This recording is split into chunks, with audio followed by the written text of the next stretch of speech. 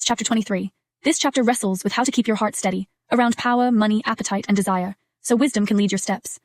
At this point, a wise teacher speaks to a younger listener, offering direct counsel for real life, how to sit at a ruler's table, how to handle wealth, whom to avoid, and how to guard the heart with discipline and reverence for God.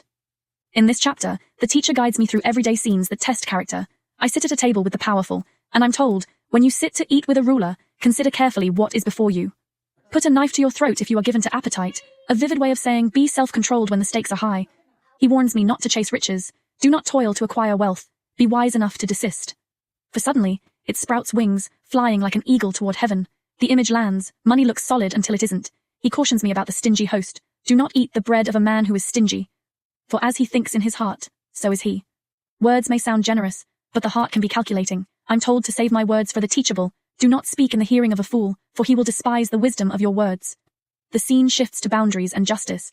Do not move the ancient landmark. Do not rob the poor because he is poor, because the defender of the vulnerable will plead their cause. I'm urged to lean in. Apply your heart to instruction, and your ears to words of knowledge. Discipline isn't harshness, it's rescue. Do not withhold discipline from a child. You will deliver his soul from Sheol. The voice becomes tender and hopeful. My son, if your heart is wise, my heart too will be glad. Then the clear guardrail, let not your heart envy sinners, but continue in the fear of the Lord all the day. I'm reminded to honor the ones who raised me. Listen to your father who gave you life. And do not despise your mother when she is old. Desire is steered toward what lasts. Buy the truth and do not sell it. Buy wisdom, instruction, and understanding. There's joy when a life leans into wisdom. Let your father and mother be glad. Let her who bore you rejoice.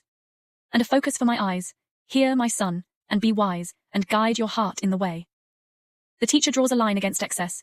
Be not among drunkards, or among gluttonous eaters of meat, because the drunkard and the glutton will come to poverty, and drowsiness will clothe a man with rags. He warns me to avoid the path that traps. The prostitute is a deep pit, an adulteress is a narrow well.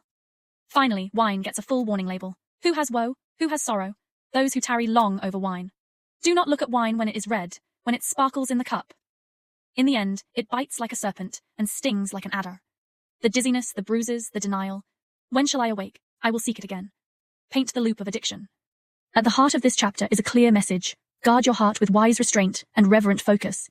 Don't envy what seems thrilling or chase what fades. Cling to truth. Honor your parents. Practice self-control.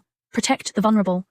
Don't forget unchecked appetite, status, wealth, or pleasure will quietly steer your life off course. This chapter reminds me that wisdom isn't just what I know. It's how I eat, spend, speak, love, and rest.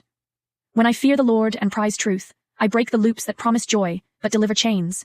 Keep your heart steady. Choose the way that lasts, and let your life make your loved ones glad. Thanks for watching.